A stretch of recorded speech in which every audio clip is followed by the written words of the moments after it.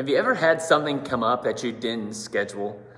Maybe it wasn't on your daily plan. Maybe it was a needed repair that ended up changing the course of your day. Maybe it was a conversation that needed to take place right now. A life-changing event happened in the life of someone that you care about. We all had those moments. They take place all the time. In fact, it's part of life.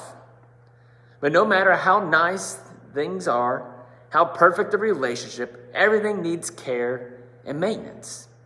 But what happens when it's more than just a moment? What happens when it's more than just a bad day, but when it's a season of life that just doesn't seem to change? We simply respond by saying it's not in a good place right now. I mean, we say it all the time. Things just aren't good right now. It's a simple statement, but if we were being honest about what we truly meant behind it, it'd be a statement of truth, that we continue to seek a better place. That where are we going? See, everywhere we go, where it's an expectation that this place is going to fix old problems. That when we get to that next season, next stage of life, everything's going to be better. We have so much determination set on course that the next spot is going to be the best place ever. So let me ask the question again. Have you ever said, I'm in a bad place? And one way we can use that statement as an announcement of defeat. Like, I'm in a bad place. I can't win. It's over. Other times we use that statement as an excuse. Please forgive me because this is what's going on. Please excuse my behavior because of this. But see, it's the ongoing game of if only. If only I could get through this season. If only I wasn't having to face this trial right now, this circumstance, this bad place. If I could only go there, the place that would fix all of my problems, if I could just get there. Whether it's from this place to that place or on to the next, we realize that the problems still continue to follow us. They still live within us. So my bad spot, my position, my place, my location, all you can do is realize that hopefully on the other side of this moment, there will be peace, a better place. We see that there's a bad place. It can be so dark. It can be so overwhelming. And all we can do is try to hold on to the hope that maybe, just maybe, something will be a little bit better on the other side. Because right now, I'm not in a good place. So many this Christmas will be saying that very thing. As traditions have changed and people are distant this holiday season, maybe you've lost loved ones. We could honestly say, I'm not in a good place. But if only. See, tonight we're going to look at Isaiah chapter 7, a continuation of our Christmas series as we focused in on looking at the life and birth of Jesus coming forth through the Old Testament. Now, a reminder in John, as Jesus was talking to him, he says, if you want to learn about what it means to follow me, go back and read the scriptures. Go back as they point towards me and my life. And so in this, we see that Jesus is telling them of what it means to follow him. And so while we love the Christmas story of the angels and the shepherds and the journey to Bethlehem, we see in the story, as Isaiah writes, as the prophet of God, he's writing to people who are under distress. See, this last Sunday, we just learned about what it was like to be oppressed by the armies, that they were being attacked by the Syrians and the Babylonians throughout Isaiah. And so they're always against this oppression, calling out to God, where are you? And is it ever going to get better?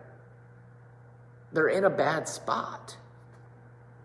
So while the Israelites were being attacked by the Syrians at this time, we see in chapter 7, as it continues to build, the text takes a change. It's not just preaching. It's not just talking about rebuking and teaching and judgment. But we see positives. We see uplifting nature. We see history, a narrative, a story.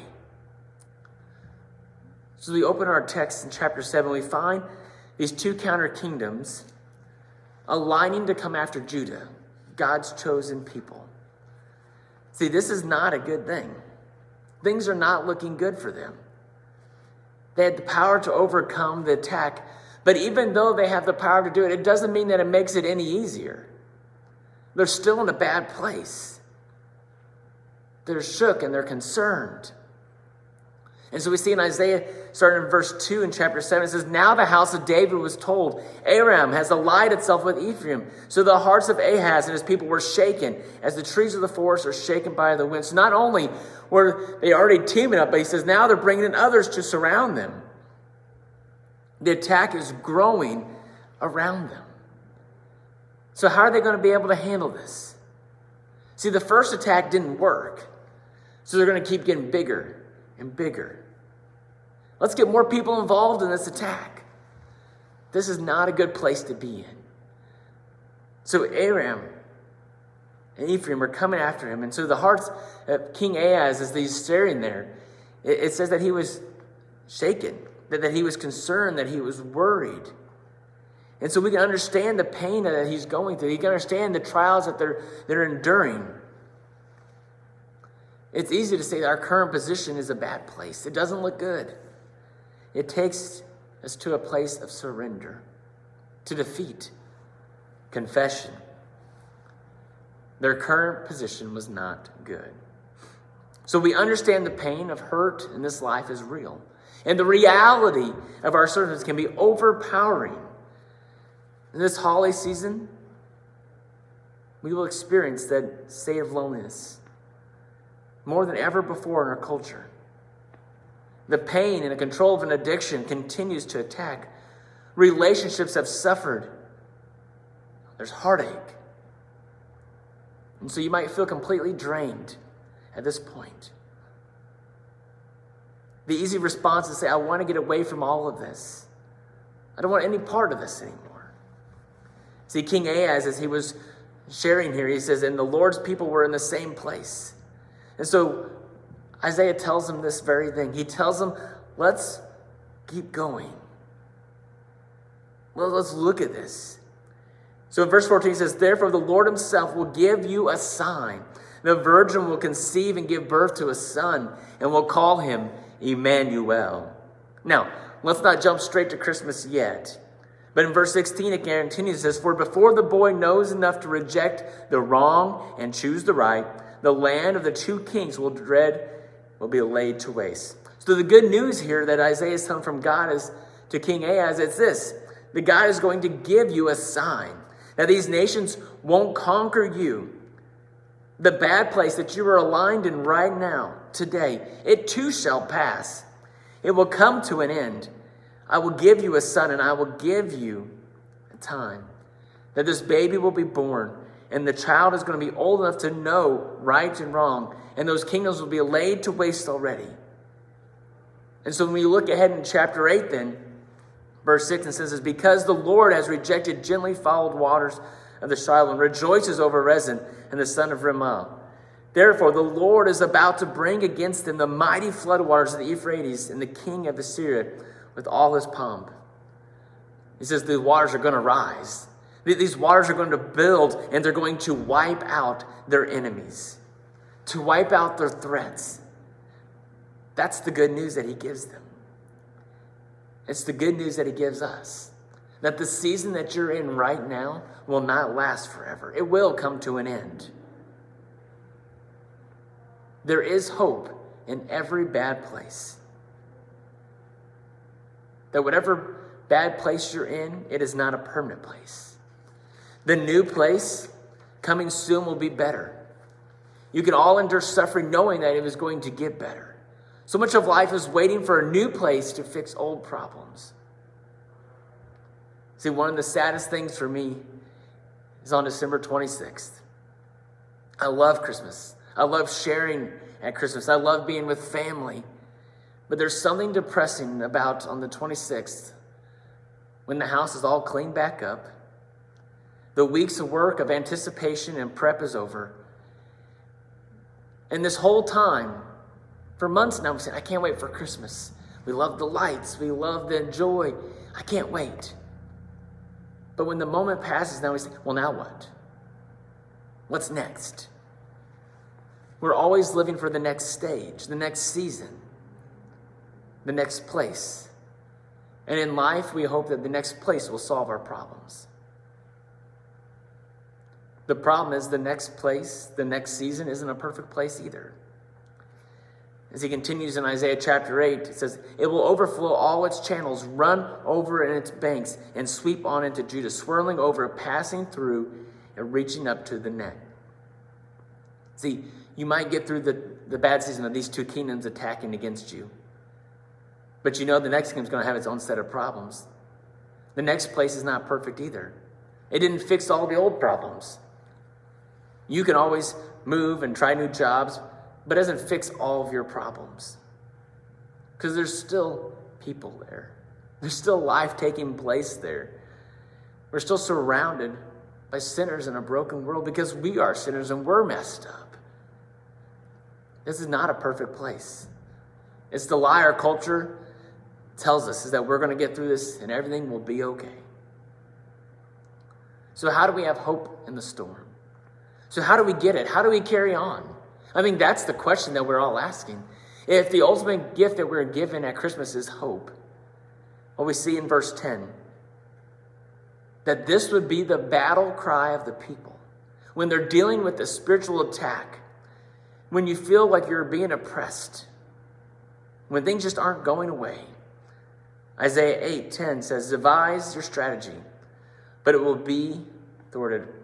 Purpose your plan, but it will not stand, for God is with us. That phrase right there, that God is with us, that would anchor our soul, that there is hope we have in all the tension and the pain. It's the same Hebrew word, Emmanuel, that God is with us. It's the same context used in chapter 7, verse 14, that the baby that was going to be born would be Emmanuel, that God is with us. So no matter what season, the sign that we've been looking for is that God is with us in this place and the next place, in the imperfect place. That God is with us, that he is the good news, the deliverer of our soul. And that is what God is teaching his people through Isaiah. Verse 13 and 14, it says, the Lord Almighty is the one you are to regard as holy. He is the one you are to fear. He is the one you are to dread. He will be a holy place for both Israel and Judah. See, their solution for our current place wasn't a new place. Too much of life is waiting for a place to fix our old problems. And maybe that's the problem. Too much of our time is being wasted, spent waiting for the right place rather than the right person. Our waiting for every season is for a person, not a place. Isaiah receives this message from God and turns and says to the people, verse 16 says, bind up the testimony of warning and seal up God's instruction among my disciples. I will wait for the Lord, who is hiding his face from the descendants of Jacob. I will put my trust in him. So even though we can't see him, I will put my trust in him. That our created being, we are created. Our hope, our joy, it's not a perfect life. Not a life without despair, but through the tension, through the pain, we are able to wait for the one we're to wait for. Our waiting for Jesus is not a place. Maybe that's what Moses meant in Psalms 90. Lord, you have been our dwelling place throughout all generations, before the mountains were born, or you brought forth the whole world. From everlasting to everlasting, you are God. Jesus invited his disciples into the upper room before his crucifixion to share and to overhear between a prayer between him and the Father. John 17 says, now that is eternal life, that they know you, the only true God, and Jesus Christ, whom you have sent. Our waiting is for a person. This is the good news we are all waiting for. Revelation chapter 21, 1 through 5 says, Then I saw a new heaven and a new earth. For the first heaven and the first earth had passed away, and there was no longer any sea. I saw the holy city and the new Jerusalem coming out of heaven from God, prepared as a bride beautifully dressed for her husband. And I heard a loud voice from the throne saying, Look, God's dwelling place is now among the people, and he will dwell with them. They will be his people, and God himself will be with them and be with their God. He will wipe away every tear from their eyes, and there will be no more death, or mourning, or crying, or pain. For the old order of things has passed away. He was seated at the throne and said, I am making everything new. Then he said, Write this down, for these words are trustworthy and true. Our waiting is for a person. Are we ready? We have a sign of a baby born. None of us requested this sign, but we have it. Then what does it mean for us to be ready? It's not like being ready for Christmas with all the baking done and the presents wrapped and the house is clean. That everything in the world has to be right, and it's all about our relationship with God. Waiting for Jesus means we understand the birth. Christmas requires us to see and to accept the sign that we have in front of us. A manger filled with dirt and straw. It's messy. Being ready for Christmas means hearing and believing Emmanuel, that God is with us. Being ready for Christmas requires work, trust, and faith. May this Christmas be a reminder of God's presence in our lives. What God has done, the very thing giving us Jesus, Emmanuel, our living hope. So no matter where you are, that we have hope that God is with us. Yes, I will lift you high.